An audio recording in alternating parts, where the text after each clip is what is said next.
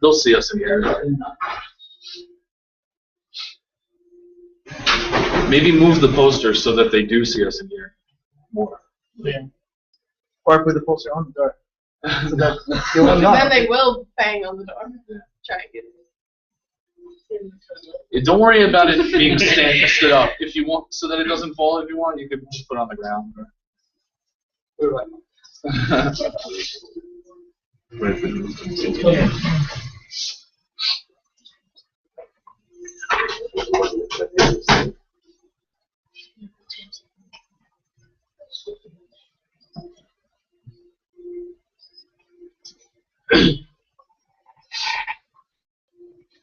Hello, welcome to NYU Poly. Today we're in the Mechatronics and Robotics Lab at the NYU Poly Mechanical and Aerospace Engineering Department.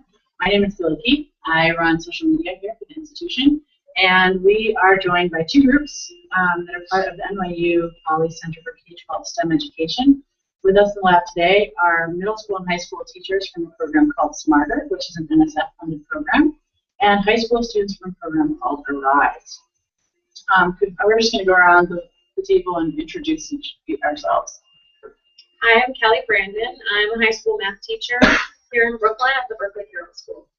My name is Zulfikar Habib. I'm a math teacher in Eastern New York, Brooklyn. For next year, I'm hoping to go to high school where I'll be able to teach math and introduce robotics. My name is Jigar Jadab, and I teach at Robotics High School, and I am a computer science teacher. My name is Alexa Goldstrom, and I teach at Harvard Heights Middle School in Washington Heights for newcomer immigrants, bilingual. I am Jared Frank. I'm going for my PhD at NYU Poly, and I'm the manager of the lab. My name is David. I am a graduate researcher, and I'm working toward my master's degree. I'm Genji, and I'm in the RISE program, and I'm from freshman. Hello there, I'm Brian. I'm also in the RISE program, and I live in October. My name is Vinicius Fernandez. I'm an exchange undergraduate student. I'm working in the RISE program, mentoring Brian. So Jared, I think we'll start with you. Can you tell us a little bit about the lab we're in and the project you guys are working on this summer? Sure. So this is the Mechatronics and Controls Lab. It is a lab that really consists of two main parts. This part that we're sitting in is used to run undergraduate labs with our mechanical engineering students. They take two lab courses here, one in measurement systems and one in automatic controls. So if you were to come in the spring or the fall, you would see students working around here on a variety of experiments. But the other function of this lab is to work in research, in robotics, in mechatronics, and in controls. So we have exchange students from other countries working with us each summer. We have a few masters and some PhD students who work on their research here as well. The project that we're working on mostly this summer is this humanoid robot named Caesar. Caesar has a head. A lot of other universities right now, like Massachusetts Institute of Tech, Georgia Tech, Virginia Tech, they all have these really large humanoid robots that they're using to perform research in robotics. This is our humanoid robot in NYU Poly for doing just that. Great. And how are you integrating with the program for middle school and high school teachers? Okay. Well, the high school teachers have each chosen a project that will contribute to this robot. Three of them are working in the behavior of the robot's vision, the robot's brain, how the robot's going to make different decisions in its brain, and then we have another teacher who decided to work on more of the mechanical side. So she's going to be involved in finishing this hand, which we have made using 3D printing, and we'd like to have the complete arm attached to the side of the robot, so the robot's able to pick things up. So for the teachers that are working on the brain, like what kinds of problems are you trying to solve, and what are you trying to help the robot do? One of the things that I'm working on is the computer vision. So I'm trying to help Caesar detect objects and then remember them. So if we put a ball up in front of his face and he doesn't know what it is, we'll say this is a ball, and we'll store that information so that the next time we show him a ball, he knows what it is. Kind of like a child learns what new things are. I'm trying to add more sensors to the robot, so that, especially the arm, so that the robot, if it happens to hit into anything, we can control the robot remotely using an Android. And we're also hoping to take all the information we have and we can make the robot very, very sensitive so it can move in a path that we direct. And I'm working on actually something that Kelly already mentioned, that the program that she mentioned will be, currently everything is running off the laptop, and my goal is to actually use thumbsticks to actually transfer all the data from the computer onto the thumbsticks and eventually store or actually put those thumbsticks in the brain so it can fit, because it's not really realistic to walk around with the laptop while the robot is actually performing a task. Great. And Alexa, I guess that means that you are the person working on the mechanics of what's happening. Can you talk a little bit about that? Yeah, so I'm using 3D design, and I'm working with some other exchange students and high school students, helping to design the arm in a way so that we can put all these different motors inside the robot and then control the hand so that it can grasp whole things and move in different ways. And I think I see that you have the hand video. Can you show us like how it works and how you're working on it? Sure. Well, so at this point, we just started working in the lab, so I'm sort of just gaining more knowledge in 3D design. So this was actually done by one of the exchange students that is working in the lab, and he's designed the hand with fingernails, which we all like.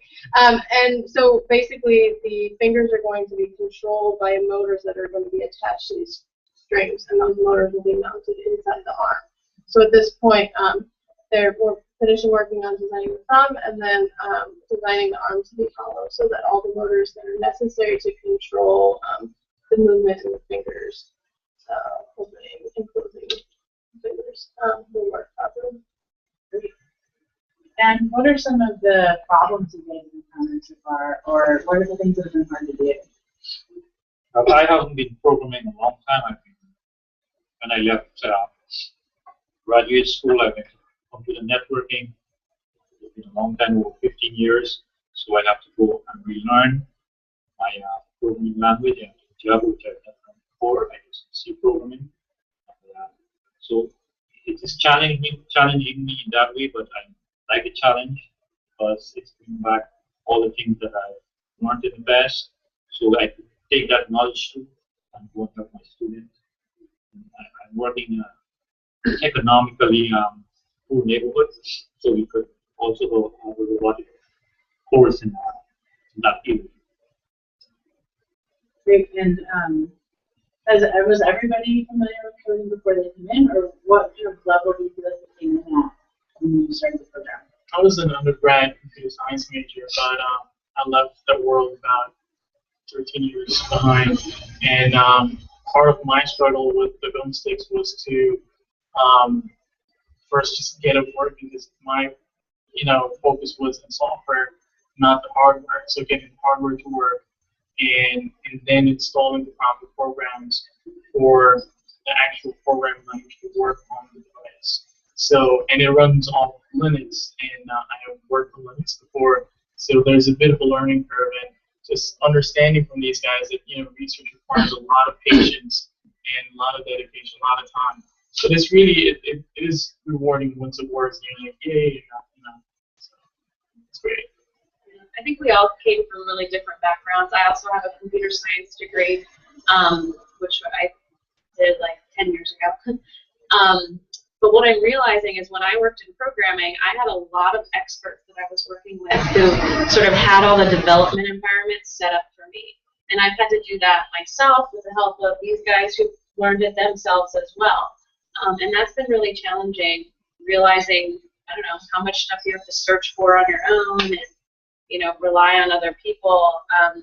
So I'm actually still working on setting up the environments that I can actually finally get to the computer vision part.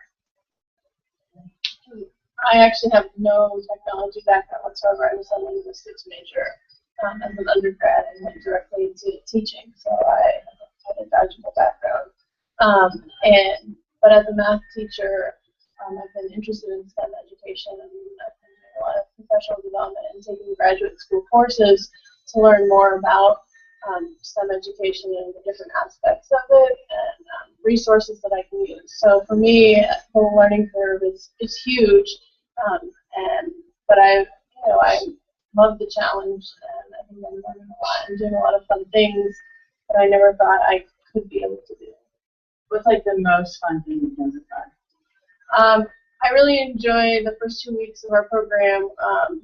Jared helped us learn how to build and program robots, and it was all completely new, but it was a lot of fun. And again, like, I think that feeling of like actually doing something and seeing your accomplishment in action is really great. So like, oh my God, we got the robot to follow the path, or we got 2 robots to follow each other, or, and learning just the basics of programming in order to do that. And how about the high school students? What could you explain your project and what you're working on? All right, so what this is the robotic arm that's mounted on top of it's a vacuum cleaner that's specially designed for robotics projects. So you can mount it on top and control how it moves and also how the arm moves. And so what we already have is so we can sort of control it in a way, like, because these motors, they're special motors called servo motors. So what it is that it takes a signal and it'll turn to whatever angle you want. But it's also not as reliable because of the gravity. Because on normal circumstances, there's no weight. So the motors can just turn and turn to whatever angle you want it to. But because of the extra weight on it, it drags it down slightly. So then the motors have no way to compensate for that. So it just drops down slightly. And so we have a couple of options on how to correct this. What we did was you see there's a lot of 3D printed material on this. So we're just mounting sensors on it so that we can get information about what angle each motor is actually at, and then try to compensate for it. And I heard that there was kind of a hard application process to be prioritized. Can you talk a little bit about how you got here and what you had to do to join the lab? In the beginning, at first, we had to complete an application online and attach 2 recommendations from 2 teachers that we had that year. And after that, we went to have it tour the labs and also have an interview with people in the RISE. And after that, there was a second interview.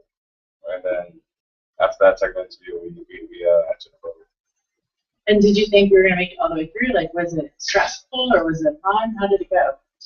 Well, I mean, the first part was kind of nerve-wracking because it was like kind of a little bit formal. This was one-on-one interview, and so forth. But then for the second round of interviews, we had interviews with with people from each lab, and that was actually a pretty enjoyable experience because we got to find out even more about each lab, to see what kind of people there were, and it was a fun experience. And did you pick this lab or did this lab pick you? We picked them. You picked them. So was there, like, behind the scenes, was there a battle for your favorite students, or how did that work out? I don't know if there was a battle, but me and Vinicius as mentors, we interviewed most of the applicants, these 2 included, and the rest as well. And then after the interview process, we essentially decided what the best fit was for each student. And both of these students had mentioned before they had robotic arms, so we figured why not minimize that learning curve once they start working in the lab. They've already built a robotic arm, and they actually both mentioned that one of the tasks they weren't able to accomplish is to actually have it grasp objects and correctly position itself in order to complete different tasks. So why not have them pick up on the project that they have worked on and actually finish it here in the lab with our help. Great. So it sounds like you've done some work with robots before. What is different about this? Like, what kinds of things you're doing that maybe you couldn't do before? Probably like the tools and materials that we have. When we worked on our robotic arm, we did not have a 3D printing or an ability to follow parts. And with this laboratory, we're able to do a lot more and just create any components that we want. In general, what kind of things do you think you would take back, like, to your classroom from what you're learning now? Do you think there are things that you're learning that you would like to share with your friends or with your teachers back at school? Well, definitely the CAD software. Like in our school, we actually do have a 3D printer, but it's just we don't use it more enough. We don't use it as much as we should. Like, so I'm hoping maybe we get people in our school more interested in CAD and more aware that we have such like an amazing tool like that and use it. And why do you think some of the reasons are that you don't use it? Maybe because we're lazy, because CADing is a long process, and also it just doesn't, because it's not our personal printer. It's like for the whole school, the whole science department, and we never really thought of it as available as it should be. So maybe like permission to use it, or just like something like good for it. Yeah. Was the robotic arm that you worked on for this program, was it a personal project, or were you doing that at school? It was a part of a competition called Robotic Arm Event in Science Olympiad, and we were working on it with like 4 other students, and that's all. Well, it's funny you asked them that whether they would take back 3D printing to their classrooms, because Alexa is actually thinking of doing that, of bringing back 3D modeling and printing to her classroom. Yeah, I mean, when I first joined the program, I was thinking along the lines of starting a robotics team at my school, and I still hope to do that, but I don't see it as a realistic goal for this fiscal year, just because most of the grant opportunities were things that we would have to have applied for back in March and April before, you know, the fiscal budget was determined for this upcoming school year. Whereas I think with the 3D design, there's a lot of free software online that I can get my students started with. I don't have to purchase the software that they're necessarily using in this lab, because as an introductory course, my students aren't going to be doing as advanced work as they are in this lab. And so we can utilize that free software. And I know that there's a variety of other programs going on here. One of them is working with the MakerBot.org Foundation. So we went over and talked to them yesterday, and one of the women running the program was telling me that if I sign up and have conversations with them about curriculum development, then I can go on a field trip and take my kids to their foundation, and they'll print the projects my kids are making. So I don't even have to think about purchasing my own MakerBot or convincing my principal that it's worth spending $2,000 or $3,000 on these machines, because I've found now through this lab and working with Smarter the resources to be able to get their projects printed and stuff like that. So it's more realistic for me, budget-wise. Yeah, I also want to suggest to you guys that I teach in Mamaroneck High School, and a couple of my students came up with the idea of making our own 3D printer. So we ended up purchasing a kit and worked on it after school for a few months, and just the whole process of learning and figuring out how to get it all set up. So there are cheaper alternatives available. They are not quite as accurate as is the replicator, etc. But for the educational purposes, it does the job. So just kind of throw that out there to you guys. You can bring it back to your teacher and say, hey, we would like to do this, at school or something. What are the things that you're taking away from your class now? I mentioned that there are limitations to taking things you're doing right now and applying them directly into your project. But what are the things you think you can apply? Like, what are the things you're most excited to do? I would say the Bobot kit, the Parallax robot that we were working with our first 2 weeks here. It was an intensive 2 weeks. We're here like 8 to 5, 9 to 5 essentially. So I'm not exactly sure how that would translate into a regular class, but I definitely think it's accessible to our students, who anybody who doesn't have like a background in programming or something like that. And I think I had a lot of fun with it. I see my students having a lot of fun with it as well. I'll be teaching a robotics course in the fall, so one of the things I was talking to Professor Babila about, who's in charge of this program, is how can I bring, I don't have a set curriculum right now, and so just kind of brainstorming ideas how to approach this class. And he suggested that I could do what we basically did with the Bobot classroom and tie it with something else and supplement it. So, I mean, I'm planning to use everything I learned, so far and continue working with my students. Actually, I'll be using Robotics next fall in my classroom. I already heard of some. One of the problems with our students in my community, there's a disconnect between theory and practice. They cannot see the knowledge in the morning before they can apply it. So I want to take that knowledge, theory, and link it with what we will do with the kit, so that we will have an on-hand knowledge, something practical that we can do, that we can relate theory with practice. So I think this would be very exciting. And I will be also teaching over the simple circuits, so that that knowledge, the disconnect that they're complaining about, we can actually see in the classroom. And what is, for people maybe watching that never seen a robot kit, like what is it? What comes in it? How does it work?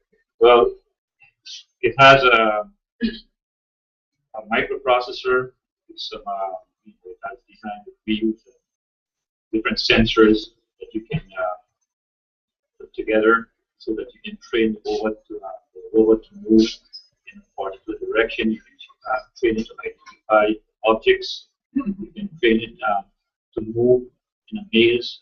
There are different things. So I have a circuit board, which they call the Board of Education, and a little chip that goes in it that you can program, and you can practice basic circuit things like turning on a light bulb and that sort of thing. But then later you can also attach servo motors, which is what these guys are using, to wheels to make it move forwards and backwards, left and right, and then you can attach sensors to it with let's see, there's lots of different sensors, right? Infrared, ultrasonic, right? So you can teach it how to detect objects so it won't run into walls. It's like a little car. Yeah, but you build it from scratch. I mean, it's the nuts and bolts and, the engine and everything, but it's all taken apart in pieces. And so, we read through basically 3 books worth of information to learn how to build the different circuits and to learn the programming language to tell the circuits to do what we wanted it to do. And so, I mean, that's something, you're really starting from scratch and like building, a physical thing, but you're also building your knowledge at the same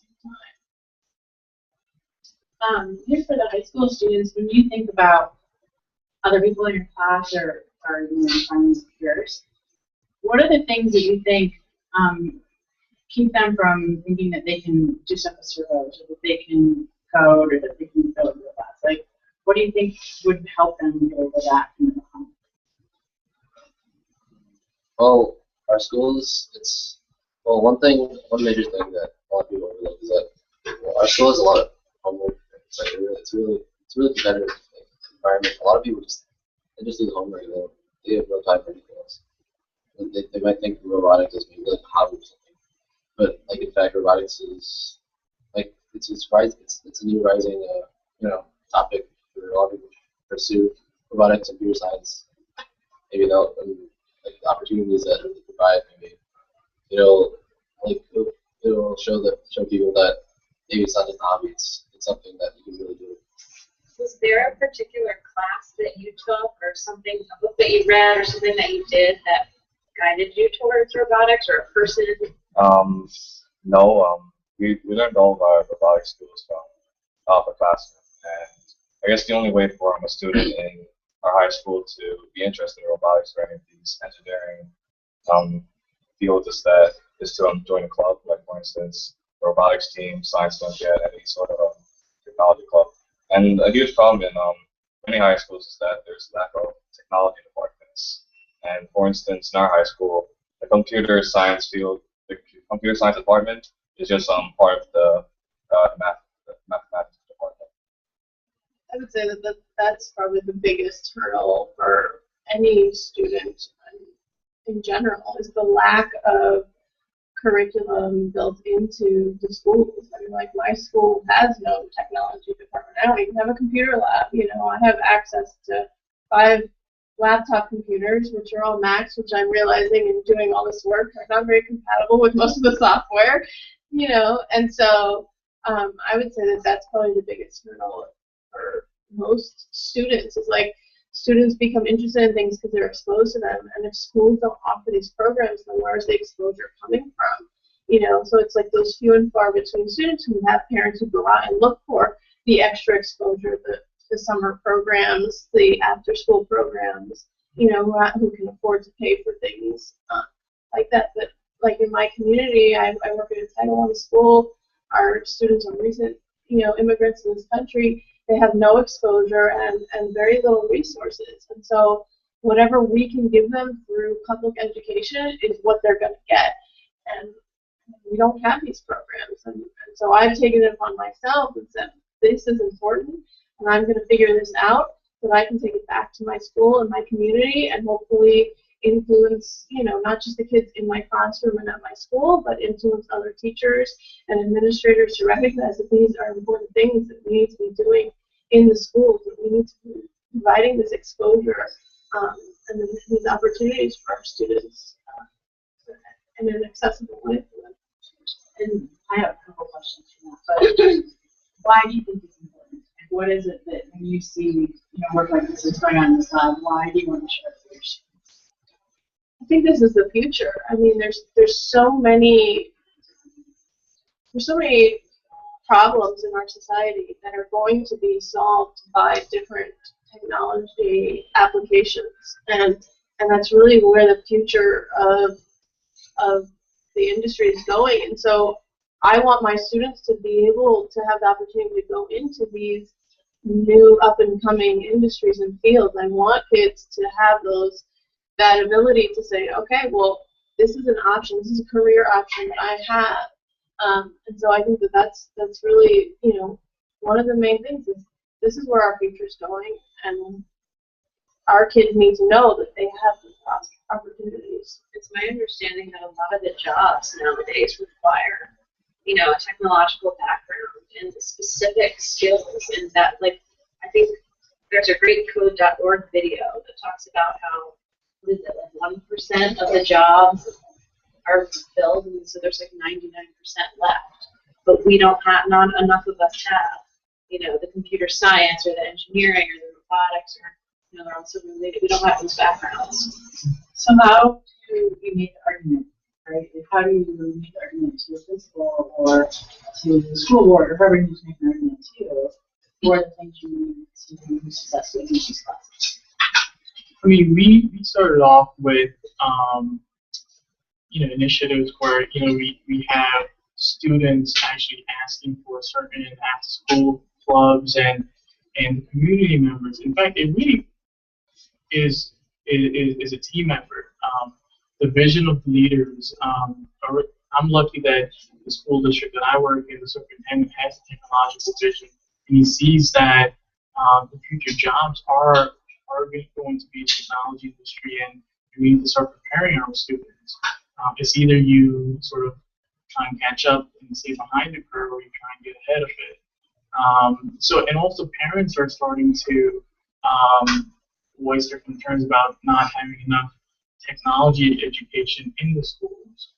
So I think it's a team effort, and just like for me to come here and learn what I can from here and bring it back to my school district, it's an incredible experience for me, and it's going to be for my students. The way life in the last 100 years has gotten longer, has gotten easier, and in some cases more fun, has been because of advances in technology. But technology is just applied math and applied science. And the problem in education right now is that we introduce the science and the math before we introduce the product, which is the technology. If we show the technology first and then say, listen, if you want to be able to advance technology, you got to learn this and this and that, and this is where the technology comes from, then you'll see that the students get more interested in math and science. And one of the things that these programs that we have at NYU Poly that we've been designing for K-12 STEM education is that we've shown that they improve grades. So one of the things you go back and tell your principals is that if we implement something like these programs in the school, we're going to improve grades. We're going to improve interest. And there's also a very important point that I feel that there's a big gap between high school education and college education. At least for me, like even though I'm a mentor in the RISE program, I left high school not so long ago. And by my time, I think it's still the same thing. In high school, we have a lot of theoretical work, and we don't have the chance of being in contact with what we do in college.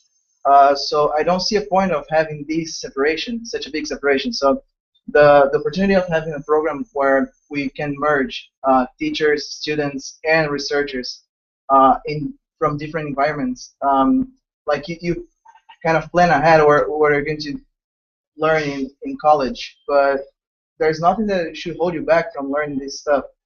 It's not impossible for high school students. They are doing a pretty good job. So it's just a way to overcome this gap. Great, and I think that kind of wraps up our discussion today. We're out of time, but if you want to join in the discussion with us, please use the hashtag STEMNow or leave comments in our Google Hangout.